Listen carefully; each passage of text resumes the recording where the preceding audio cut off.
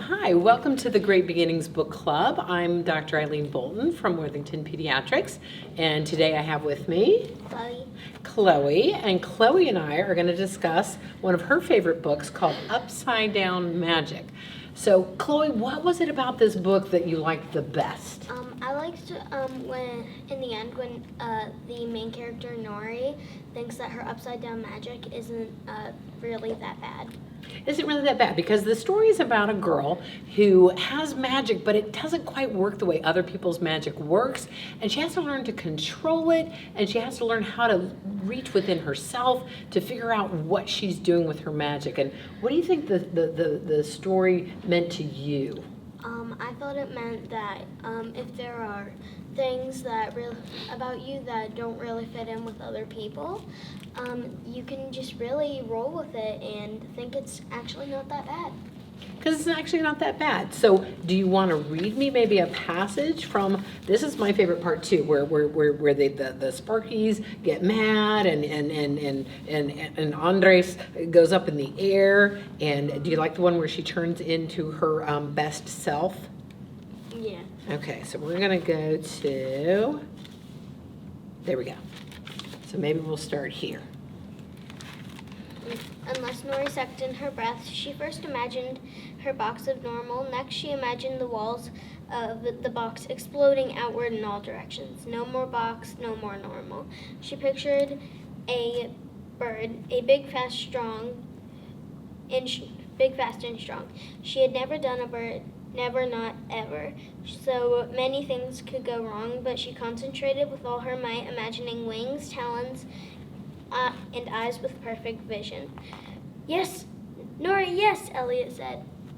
See, so she wins. So she reaches within herself and she takes all those things that people told her were normal, and she realizes sometimes what you need is what's within yourself. I think that's a great book. So are there any other books in this series? Does she go on? Because this ends with her kind of staying in the classroom that she's in and her teacher. Does she end up doing great things later in the series? Mm-hmm. I liked the third book when her and her friends decide to do the talent show. Oh, that could be trouble because their magic gets kind of wonky at times. Does something exciting happen at the talent show? Something really exciting happens.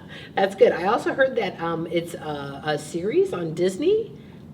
Have you seen the series? I haven't seen it. It's not a series, but there's one movie. So there's a movie of it. All right. So which do you like better? Do you like the book better, or did you like the movie better? I like the book better because it goes into a little bit more detail.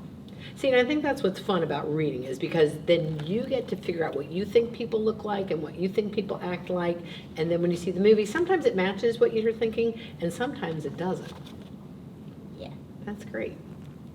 All right, so what was your favorite person? If you had to pick your favorite person in the book, who do you think it is? I kind of like Andres. Andres, because he flies up, and his magic is wonky because he's supposed to be a flyer, but he can't come back down. So he goes around the whole book on a leash and on a tether, and then he's gonna, I'm assuming in the next books, he's gonna learn how to control that a little bit. Nice. All right, so if you had to have one of the magics in the book, what kind of magic would you pick? I would kind of want to be a fuzzy. A fuzzy. So the fuzzies relate to animals, and they're very good at controlling animals and loving on them. I like that one. I think I would also want to be a flyer, because that would be the main thing, because some of the magic is that you can fly. I just want to fly not way up high in the sky, but just far enough above the waves that you can feel the wind on your face and feel the salt in your face. I think that would be the fun. I also kind of like the Fluxers because they have to turn into a kitten for their Sage Academy test. What? And that relates to me because I actually got a cat. You did? Do you ever try to turn it into a girl? I tried, but I failed. Not yet, because I'm just sometimes like- we have magic and sometimes... I'm just like, become That's fun. So what's your cat's name? Twix. Twix.